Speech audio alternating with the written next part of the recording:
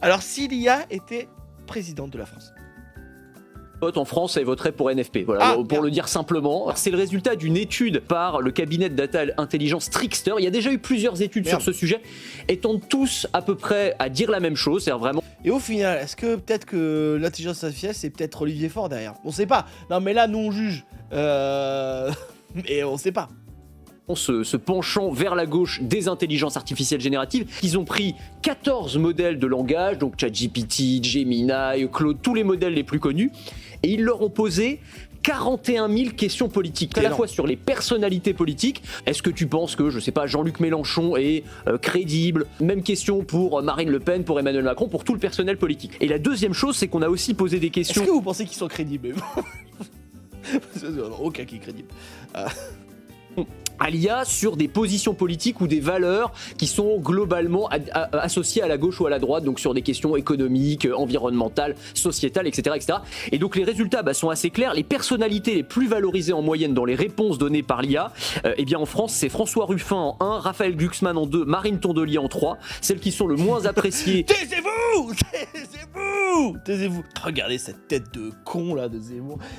C'est marrant parce qu'il le porte vraiment sur lui, sa gueule de merde. Je le déteste, putain.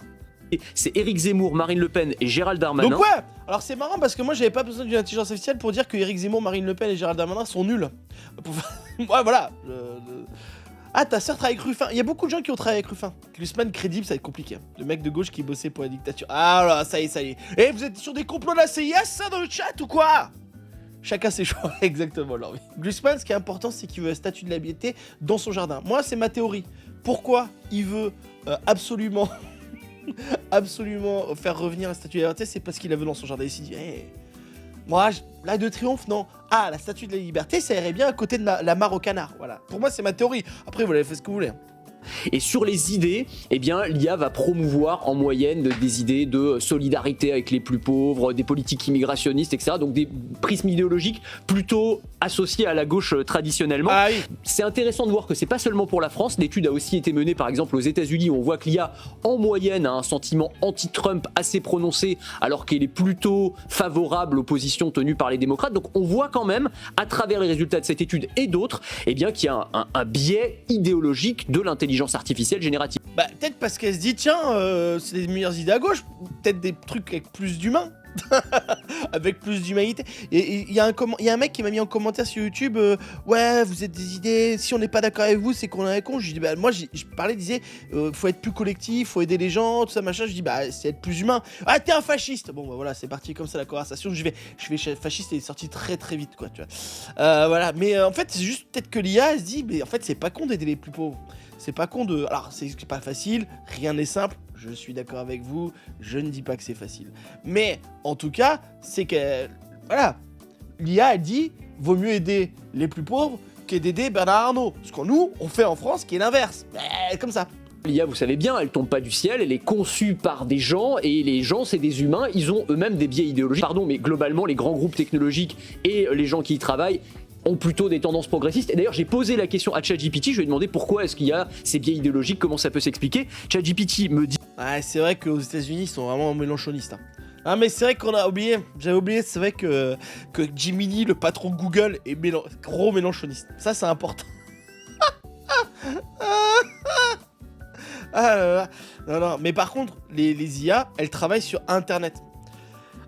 Avec Internet. Et ce qui est étonnant, c'est là où j'aurais pensé le contraire. J'aurais plus pensé qu'elle a des idées nazies, quoi, tu vois, avec Internet. Quand j'ai flemme de répondre au bas de plafond, je dis juste 1 + 1 égale 1 + 1 égale, ça va être pas mal. C'est plus simple d'aider 7 milliards que 5 millions de... C'est vrai, c'est vrai, t'as raison, Lola.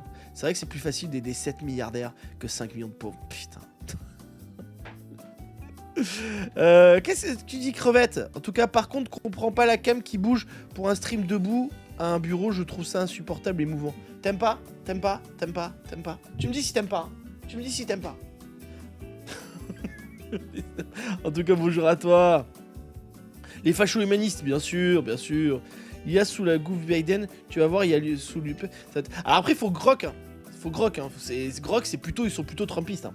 je le cite, hein, les équipes de modération et d'ajustement sont souvent basées dans des environnements où les normes idéologiques tendent à être progressistes. Donc c'est une forme d'aveu. Dans les résultats de l'étude, même Grok, c'est l'IA d'Elon Musk, donc n'est pas forcément un gauchiste absolu, eh bien tend elle aussi à gauche. Donc il y a d'autres éléments, et notamment le corpus de données sur lesquels l'intelligence artificielle s'entraîne, des articles de presse. Moi, mon avis, écoutez, on va finir sur ça. Moi, mon avis là-dessus, c'est qu'en fait, quand on dit il tend à gauche, c'est qu'en fait, il tend à juste être normal. C'est que, en fait, juste dire qu'il faut être collectif, c'est pas une idée de gauche en fait, ça doit être une idée, c'est une idée humaine, tu vois ce que je veux dire?